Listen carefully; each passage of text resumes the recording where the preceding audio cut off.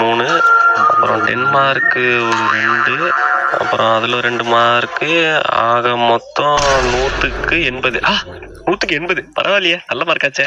இதுக்கு மட்டும் ஆப்ஷன் ஏவா சியான்னு தெரியலையே. ஏ மச்சான், இதுக்கு ஏ வருமா சி வருமா? பி வரும்டா. எதே பி வருமா?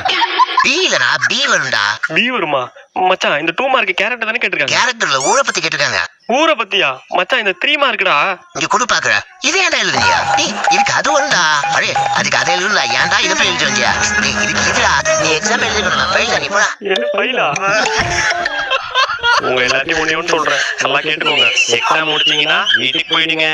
யாருக்கிட்டையும் ஆன்சர் டிஸ்கஸ் பண்ணாதீங்க, வீணா மன உளைச்சல் ஆயிடும். மச்சான் இதுக்கு ஏ வருமா பி வருமாடா?